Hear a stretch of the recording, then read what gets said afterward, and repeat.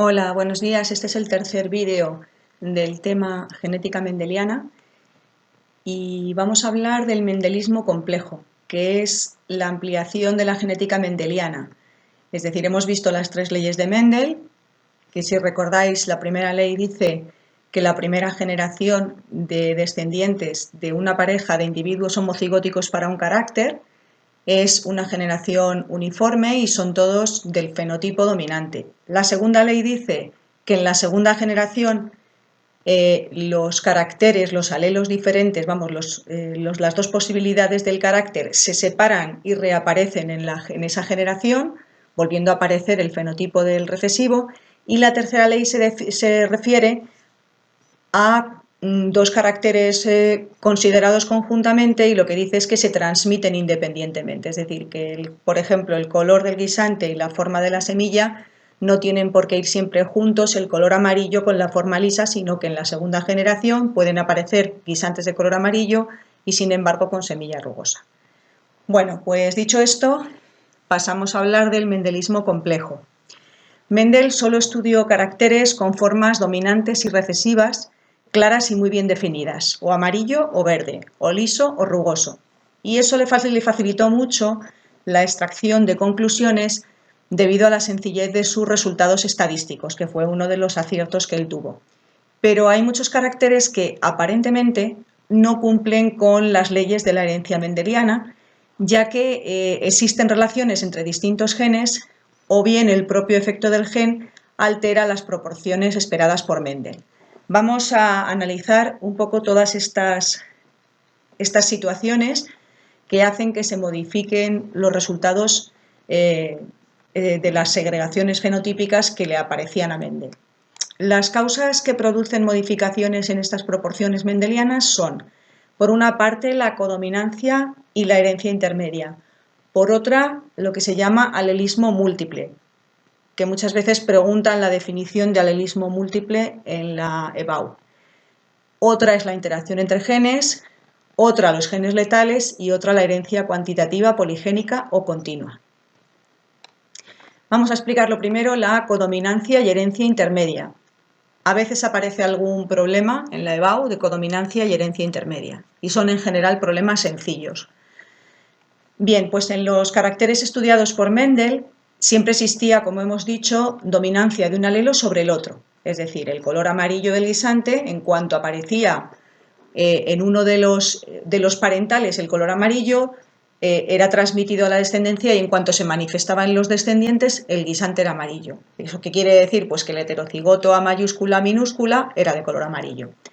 Pero esto no siempre es así y cuando ambos alelos tienen la misma capacidad de expresarse, a lo que se llama alelos equipotentes o codominantes, los híbridos A mayúscula, A minúscula van a presentar un fenotipo diferente del homocigótico dominante. Se dan dos situaciones. En la primera, que es la herencia intermedia, el individuo heterocigótico expresa un fenotipo intermedio entre el del alelo A y el del alelo A mayúscula y el del alelo A minúscula. Por ejemplo, si los padres, uno es de color rojo, es decir, el alelo A, el primer alelo es rojo y el segundo da flores blancas, el heterocigótico A mayúscula, A minúscula, que en este caso no se van a llamar así, ya lo veremos, tiene flores de color rosa. En cambio, en la codominancia, es decir, en el caso de la herencia intermedia, aparece un fenotipo que es intermedio, que es una mezcla de los dos fenotipos. En la codominancia, el heterocigótico expresa tanto el fenotipo de un alelo como el del otro. Por ejemplo, si fueran flores rojas y blancas los padres, el individuo heterocigótico tendría flores en las que aparecerían partes blancas y partes rojas, es decir, se manifiestan a la vez los dos caracteres, pero perfectamente individualizados. En ambos casos se alteran las proporciones fenotípicas de Mendel. En la F1 todos los híbridos van a ser iguales, como dice la primera ley, como cuando hay dominancia de un alelo, pero aparecerá un fenotipo nuevo, que en este caso era el fenotipo de las flores rosas, que no es ni igual ni al dominante ni al recesivo.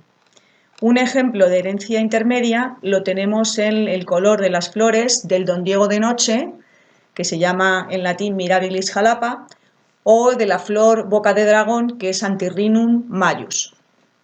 En ambos casos, hay dos variedades homocigóticas de color rojo. Uno de los alelos es de color rojo, R mayúscula serían individuos homocigóticos, y los individuos que presentan el otro alelo en homocigosis, el B mayúscula, es de color blanco. Como veis, aquí no se pone en mayúscula y en minúscula porque está el alelo R y el alelo B.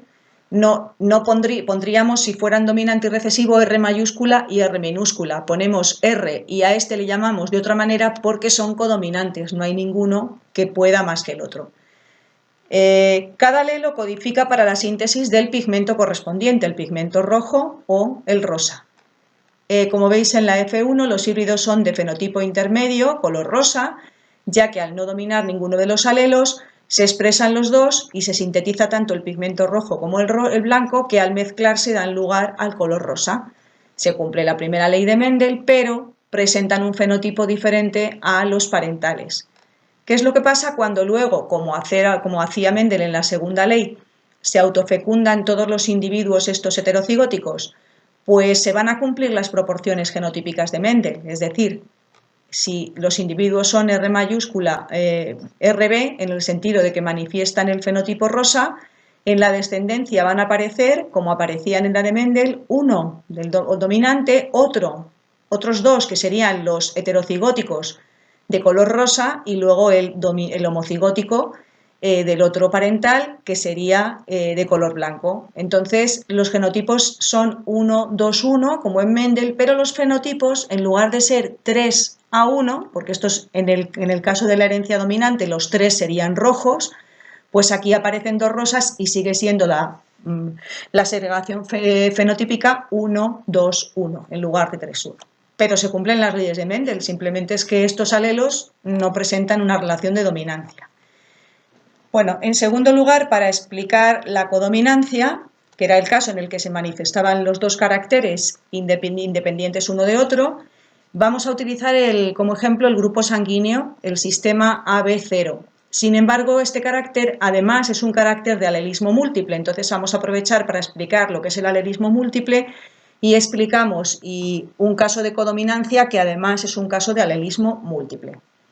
¿Qué es el alelismo múltiple? Pues quiere decir, como su nombre indica, es que hay múltiples alelos para un mismo carácter, es decir, más de dos, que forman lo que se llama una serie alélica. Aunque, claro, un organismo diploide, como solo tiene dos alelos de ese gen, uno en cada cromosoma homólogo, pues solo podrá llevar dos posibilidades. Imaginaos que en la serie alélica uno el carácter fuera un color, pues podría haber el color rojo, blanco, lila, amarillo, podría haber varios colores, por ejemplo, para una flor, y sin embargo un individuo solo podrá llevar alelos para dos colores como mucho.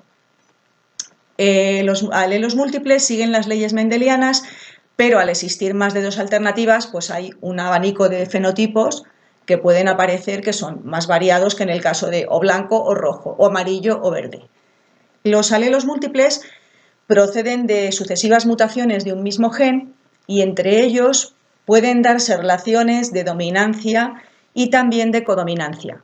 Y es bastante frecuente que los diferentes alelos de una serie tengan una gradación en cuanto a su dominancia, es decir, que uno, por ejemplo, domine sobre todos los demás y los demás vayan dominando uno sobre el siguiente. Eso sucede en el caso del color del pelaje de los conejos, que lo veremos después.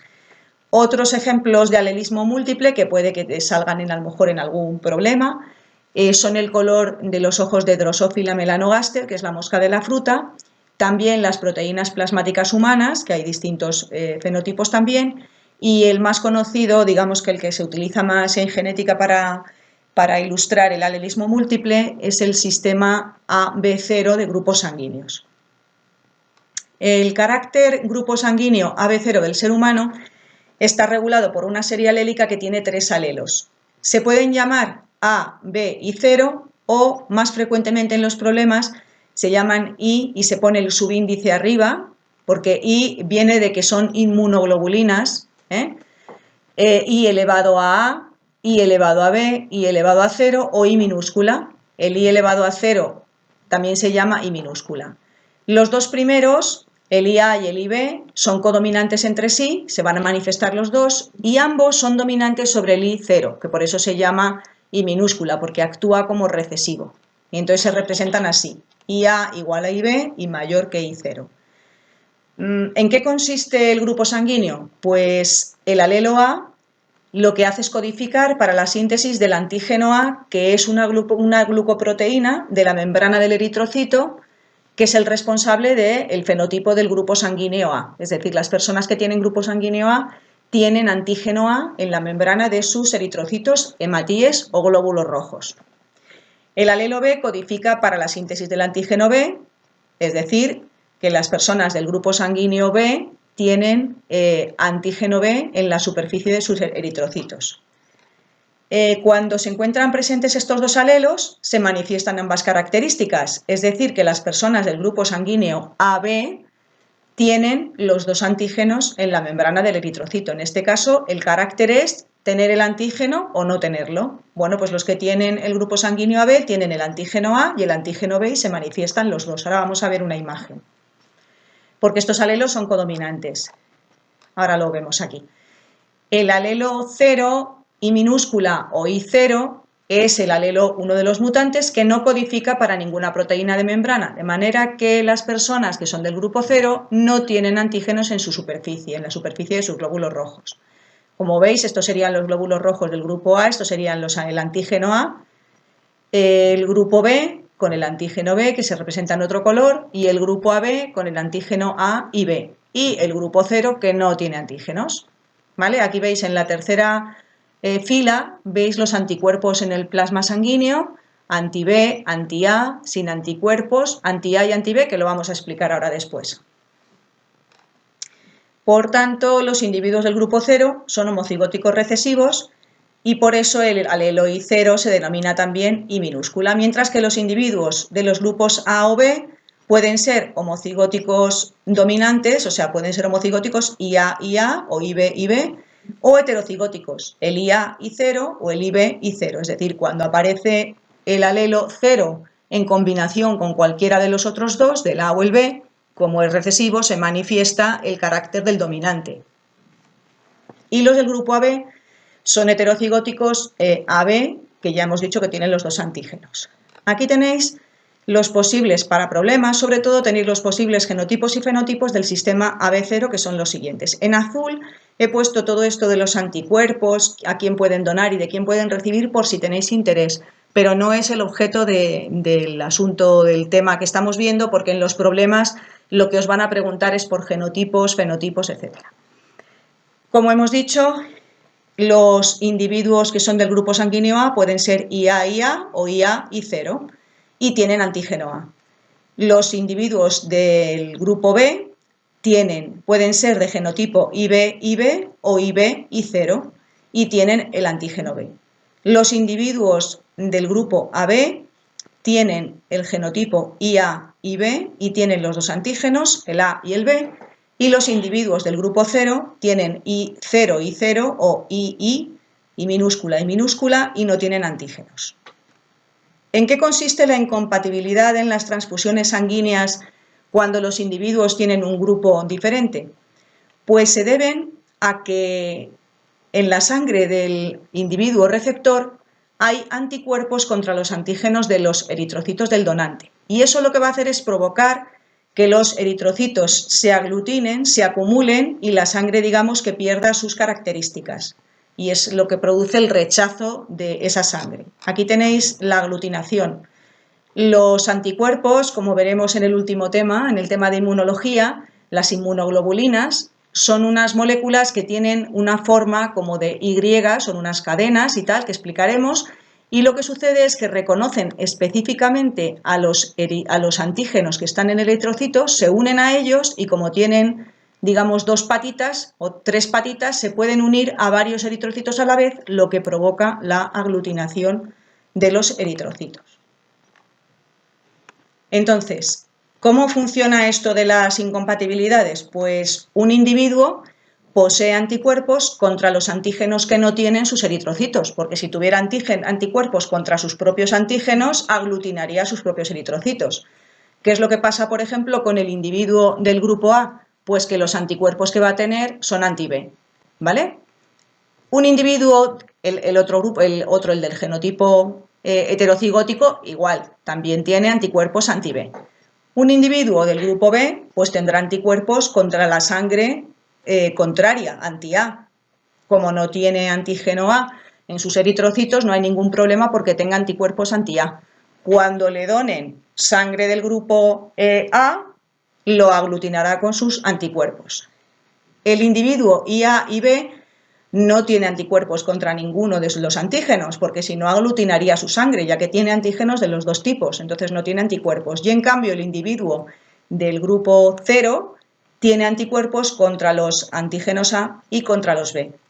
Y de aquí viene la explicación de por qué se puede donar a uno y al otro, ¿no? Los del grupo A pueden donar a receptores del grupo A y receptores del grupo AB. Los del grupo,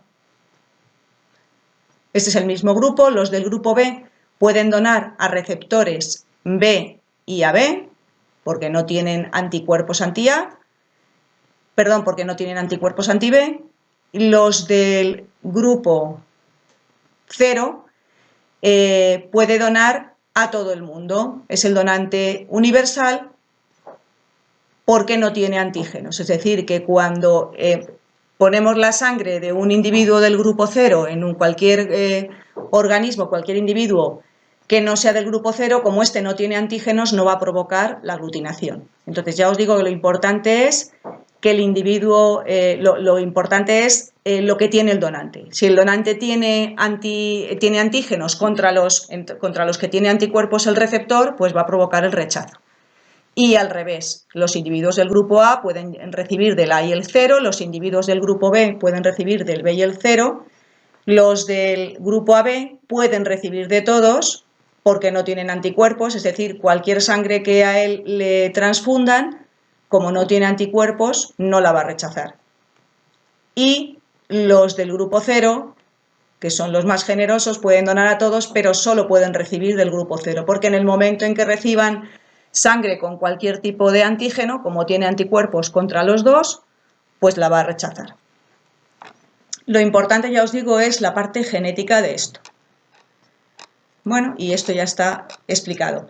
Otro caso de alelismo múltiple que hemos hablado antes, que os iba a explicar, es el color del pelaje de los conejos. Y aquí hay un gen con 4 alelos distintos en los que se da la siguiente relación de dominancia. Hay un alelo C, que es el dominante sobre todos los demás, que da el color negro o agouti. Esta palabra se utiliza mucho en genética, el color negro o agouti.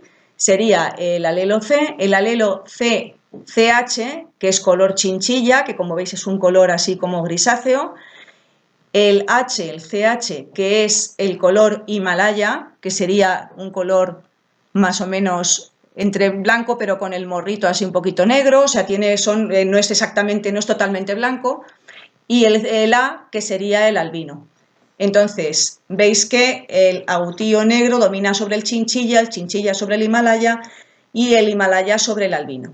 Como cada individuo solo puede tener 2 alelos, el resultado son 4 posibles genotipos para varias combinaciones genotípicas diferentes. Entonces, todos los que presenten el alelo C mayúscula van a ser negros, independientemente de cómo sea el otro. Chinchilla, ¿quiénes van a ser? Pues los que tengan el CH o cualquiera de los otros dos combinado con él que sean recesivos con respecto a él. Himalaya, pues van a ser los que tengan los dos H o tengan un H y un A que es recesivo con respecto a él. Y el albino, obviamente, es el que tiene el A. Bueno, aquí no he puesto los superíndices, pero sería AA, ¿vale? O C elevado a A o C normal, es lo mismo. Vamos con otro caso de aparente incumplimiento de las leyes de Mendel, que es la interacción génica. La interacción génica tiene lugar cuando hay un carácter que no depende de un único gen, es decir, de una única pareja de alelos, sino que está determinado por la interacción entre los alelos de 2 o más genes diferentes, situados en lugares diferentes de cromosomas o incluso en cromosomas diferentes. Un ejemplo es la forma de la cresta de las gallinas, que está controlada por la interacción de dos genes que están en cromosomas diferentes. Cada uno de ellos tiene dos alelos, dominante y recesivo, son el alelo G y el alelo R, y hay 4 fenotipos distintos de forma de la cresta que corresponden a los genotipos siguientes. La cresta en roseta, que sería esta, cuando existe el alelo dominante R, pero no hay ningún alelo dominante G, es decir, estos dos genotipos que veis aquí.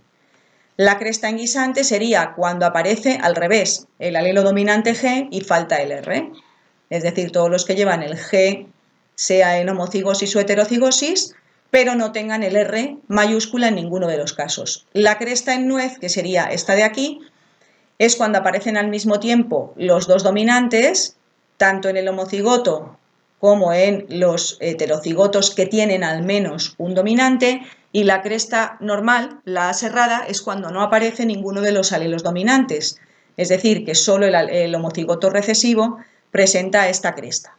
Pero se cumplen las leyes de Mendel, lo que pasa es que hay una interacción entre esos genes y entonces en el fenotipo se manifiesta y aparecen fenotipos distintos. Pero genotípicamente se cumple la ley de Mendel.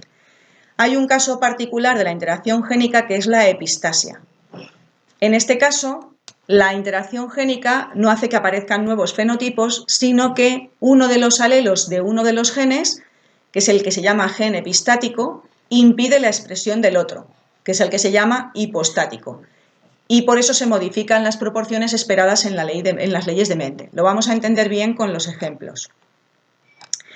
El primer ejemplo que vamos a explicar es epistasia recesiva, que se da en el color del pelaje de los ratones. El color del pelaje de los ratones depende de dos genes, cada uno con su dominante y su recesivo, el B y el C.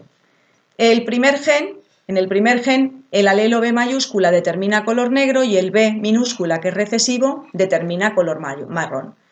Pero el otro gen, que es el C, es necesario que aparezca el dominante para que haya pigmentación.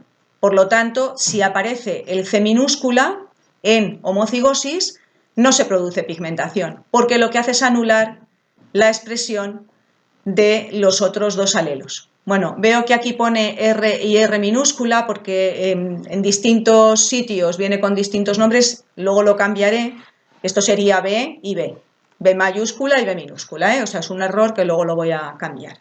Por lo tanto, el ratón será albino, es decir, el gen C minúscula, el gen recesivo, es el epistático. Este sería el cuadro de Punnett igual exactamente al de Mendel, dos individuos heterocigóticos que se cruzan, y aquí todos los posibles gametos que habría, ¿vale? Porque es el cuadro que aparece en la tercera ley de Mendel.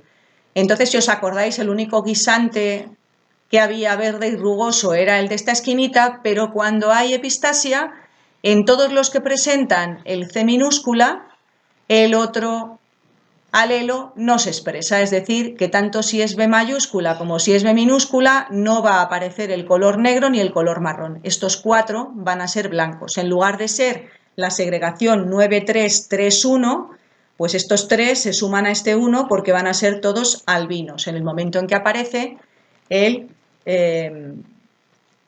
alelo recesivo en homocigosis. Esta es la epistasia simple recesiva, que la acabo de comentar, y la segregación sería 9-3-4. Os pongo aquí 9-3 y 3 más 1, porque serían estos 3 que en condiciones normales, este sería negro y este también, y en condiciones normales este sería marrón, pero no lo va a ser, ¿vale? Por la epistasia. Y en la epistasia simple dominante, el alelo dominante de una pareja suprime la acción de los alelos de la otra, en cuyo caso la segregación de la F2 va a ser que todos los que lleven el alelo dominante de una pareja, van a ser 9 más 3, o sea 12, van a suprimir el carácter de la otra. Entonces la segregación, en lugar de ser 9-3-3-1, va a ser 12-3-1. Es decir, todas las combinaciones, como he dicho, en las que aparece el alelo epistático, ya sea en homocigosis o heterocigosis, porque es dominante, no van a expresar el carácter del otro gen. Vamos a explicarlo con el color de unas flores y ahí lo vais a entender mucho mejor. Hay una pareja alélica, que es la pareja R mayúscula, R minúscula, que lleva información para el color, y otra que se llama P mayúscula, P minúscula, los dos alelos, para la formación de los pétalos. la segunda pareja va a intervenir modificando la expresión de los alelos de la primera, porque si no hay pétalos, si aparece el recesivo que implica que no se forman pétalos, pues no vamos a poder saber de qué color serán. Entonces habrá 12 plantas que no tengan pétalos, todas las que, en las que aparezca el alelo P mayúscula no van a tener pétalos. Aquí lo veis. Veis aquí todas las que tienen el alelo P mayúscula. Este de aquí va a ser P mayúscula, P minúscula también. Todos los que tienen alguno de los P mayúscula no van a tener pétalos. Y si veis son 4, 6, 8, 9, 10, 11 y 12. 12 plantas sin pétalos, 3 con los pétalos del color dominante, que son los que corresponden al otro alelo, donde aparece el alelo R, pero que hay pétalos. En este caso, esta planta tiene los dos R's mayúsculas y no tiene ningún P mayúscula, por lo tanto, como no está suprimido el gen R, aparece el color rojo. Entonces van a aparecer 3 de pétalos rojos y una de color blanco, del color recesivo, porque va a tener pétalos, pero va a tener el alelo R minúscula que les da color blanco. Hay más casos de epistasia, la hay doble dominante, doble recesiva, se puede complicar más, pero normalmente con que sepáis lo que es la epistasia simple es suficiente. Y os pongo aquí un enlace a un vídeo muy rápido que dura 5 minutos sobre los casos de epistasia. Os aconsejo que lo veáis cuando hayáis estudiado esto, porque es un muy buen resumen. Lo que pasa es que es muy rápido, por eso se llama epistasia express. Bueno, otro de los casos en los que parece que se alteran las proporciones de la genética mendeliana es la herencia continua, poligénica o cuantitativa. Los 3 nombres valen. Poligénica, pues os podéis imaginar qué quiere decir porque intervienen múltiples genes.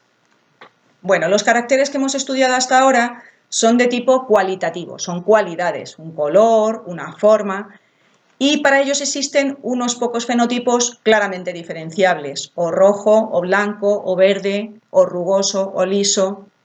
Pero en muchos casos, en muchos tipos de caracteres, los fenotipos no son fenotipos independientes, sino que son fenotipos que varían de una forma continua. Por ejemplo, la estatura de las personas.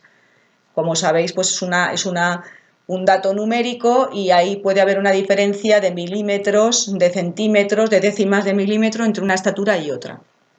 Y los cambios de cada fenotipo al siguiente son mínimos y progresivos, como os explico aquí. Y entonces es muy difícil catalogarlos en grupos distinguibles unos de otros. Las personas que miden esto, las personas que miden lo otro. ¿Por qué? Pues porque entre una persona y otra las diferencias son muy pequeñas. Entonces os pongo aquí, esto ocurre con caracteres como la estatura, el peso, el color de la piel, la tonalidad del color de la piel, el de los ojos o del pelo, en los que las diferencias que existen entre los distintos fenotipos son cuantitativas, son de cantidad, de número de centímetros, de tonalidad, de número de tonos de piel, etc. Por eso se llaman caracteres cuantitativos. Los caracteres cuantitativos siguen básicamente los principios y leyes de Mendel, pero ¿por qué funcionan así? Pues porque en lugar de haber un solo gen que determina el carácter, hay muchos genes diferentes situados en diferentes lugares de los cromosomas que van como sumando. Es decir, si tienes un gen, eso es 1 centímetro, y si tienes 2 genes, con el carácter, por ejemplo, dominante, serían 2 centímetros. Si tienes 3 genes, es decir, en otro lugar hay otro gen que también controla la estatura, y tienes el alelo dominante, eso añadiría 1 centímetro más. Es decir, cada gen añade algo, una gradación más en el carácter. Y el fenotipo resultante es el que corresponde a la suma de los efectos individuales. Un ejemplo es el de la piel. ¿Vale? Entonces, el ejemplo del color de la piel del ser humano está controlado por al menos 4 pares de alelos. Es decir, hay 4 genes diferentes en distintos sitios, el A, el B, el C y el D, de manera que los dominantes determinan el color oscuro y actúan de manera aditiva. Las personas que tengan el genotipo AA, o sea, todas mayúsculas, son los que tienen la piel más oscura posible, y las que tengan todo alelos minúscula, recesivos, tendrán la piel más clara. Y entre esos extremos hay todas las personas que van teniendo la piel desde más oscura hasta más clara, es decir, todos los fenotipos intermedios. La piel será más oscura cuantos más alelos dominantes posea cada par de alelos. Es decir, una persona que tenga aquí una mayúscula y un B mayúscula y un C mayúscula tendrá la piel más oscura que esta. En la imagen que hemos puesto aquí solo representamos una pareja alélica, es decir, solo representamos la pareja A y la B, o sea, dos parejas, no una. Entonces vemos aquí que este individuo, el que tiene la piel de color negro, es porque tiene los dos dominantes. El que tiene los dos alelos de cada par, es decir, hemos dicho que suman. Aquí, por ejemplo, este tiene 3 y este tiene 3 y sería moreno. Este que solo tiene dos alelos dominantes, aunque sean el A o el B, sería mulato. El que tenga solo un alelo dominante será de color claro, y el que tenga los dos recesivos será el caucásico. Vale, y aquí os he puesto el ejemplo y tal. Y otro de los casos en los que se modifica la herencia mendeliana aparentemente son los genes letales. ¿Qué son los genes letales? Pues son los genes que cuando se expresan provocan la muerte de sus portadores antes de la madurez sexual, a veces en el nacimiento, a veces en la infancia. Lógicamente, ¿qué es lo que pasa? Pues que los individuos que mueren no se incluyen en la descendencia, cuando se cuentan los descendientes, y entonces por eso las frecuencias mendelianas se ven alteradas, porque todos esos individuos no existen. Los genes letales pueden ser dominantes o recesivos, y vamos a ver que los que más problema van a dar son los recesivos, porque los vamos a poder transmitir. ¿Qué es lo que pasa cuando un gen letal es dominante? Pues que en el momento en que un individuo lo lleva en homocigosis o en heterocigosis, va a morir, con lo cual no va a llegar a transmitir esos genes a su descendencia. ¿Cómo se produce un gen letal? Pues a veces es por una mutación que se produce en un descendiente de unos padres. ¿Y qué pasa? Pues que ese niño o ese individuo que lleva ese gen, tanto así como así, va a morir. Así es que los alelos dominantes letales, que pone aquí que se producen por mutación del alelo normal, no van a pasar a la descendencia, con lo cual a efectos de herencia no van a ser importantes. Por el contrario, ¿qué pasa cuando un gen es recesivo? Pues que solo van a provocar la muerte del portador si aparecen los dos, porque por eso son recesivos. De manera que el desarrollo de los homocigóticos dominantes y de los heterocigotos es normal, y son estos últimos, los heterocigotos, los que lo van a transmitir a la descendencia, a generaciones sucesivas. Imaginaros que tenemos dos heterocigotos, A mayúscula, A minúscula, se cruzan y se juntan los dos alelos recesivos en un descendiente, pues eso lo que va a hacer es que ese individuo va a morir. Por eso pongo aquí que alteran las proporciones fenotípicas de la F2 resultantes del cruzamiento entre dos híbridos o heterocigotos, ya que nacerá o morirá tempranamente una cuarta parte de los individuos. Es en la segunda ley de Mendel. Si cruzamos el A mayúscula A minúscula con otro igual que él, ya sabíais que aparecía una cuarta parte de los individuos eran recesivos, pues esos individuos van a morir. De manera que solo va a haber individuos dominantes en cuanto a su fenotipo. Bueno, pues vamos a parar aquí, porque ya en el siguiente vídeo vamos a ver la teoría cromosómica de la herencia y la genética humana.